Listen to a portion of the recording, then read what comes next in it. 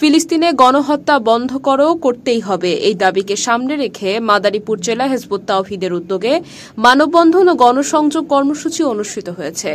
আজ বিকেল ৩টায় শুরু হওয়া এই কর্মসূচি শকুনি লেক পার্ক থেকে শুরু হয়ে সদর থানা হয়ে পুলিশ সুপারের কার্যালয় পর্যন্ত অগ্রসর হয় এবং এসপি অফিসের সামনে এক মানববন্ধনের মাধ্যমে শেষ হয়। মানববন্ধনের প্রধান বক্তা হিসেবে উপস্থিত ছিলেন বরিশাল বিভাগ হিজবুত তাওহীদের সভাপতি শফিকুল আলম ওকবা।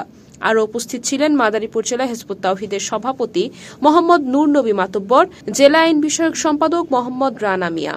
বক্তারা ফিলিস্তিনে চলমান মানবতা বিরোধী অপরাধের তীব্র নিন্দা জানান এবং আন্তর্জাতিক সম্প্রদায়কে কার্যকর উদ্যোগ নেওয়ার আহ্বান জানান। উক্ত মানববন্ধনে মাদারীপুর জেলার সাধারণ মানুষেরা স্বতঃস্ফূর্তভাবে অংশগ্রহণ করেন।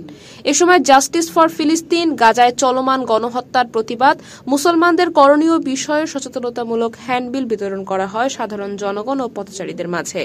এই মানববন্ধন ও গণসংযোগের মধ্য দিয়ে হিজবুত তাওহীদ আবারও তাদের মানবিক এবং আন্তর্জাতিক সংহতির বার্তা তুলে ধরেছে। প্রধান অতিথি তার বক্তব্যে বলেন, আমরা যখন ঈদের আনন্দে বিভোর, ঠিক সেই সময় মাত্র ৬,০০০ কিলোমিটার দূরে পবিত্র আরব ভূমির ফিলিস্তিনে মুসলিম জনগণ এক ভয়াবহ গণহত্যার মুখোমুখি। ২০২৩ সাল থেকে চলমান সহিংসতা এখন জাতিগত নির্মূল অভিযানে রূপ নিয়েছে। ঘরবাড়ি, মসজিদ, স্কুল, কলেজ, এমনকি হাসপাতাল পর্যন্ত ধ্বংস করে দেওয়া হয়েছে।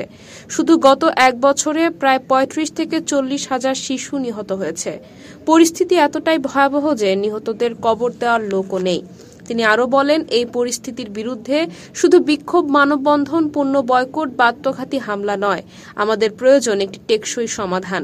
জাতিকে দলাদলি ভুলে ঐক্যবদ্ধভাবে লা ইলাহা ইল্লাল্লাহ মুহাম্মাদুর রাসূলুল্লাহ কালিমার ভিত্তিতে ঐক্য গড়ে তুলতে হবে। ইসলামের মূলনীতি আদর্শের আলোকে জাতীয় জীবনে আল্লাহর দ্বীন প্রতিষ্ঠার মধ্যেই আমাদের মুক্তি নিহিত।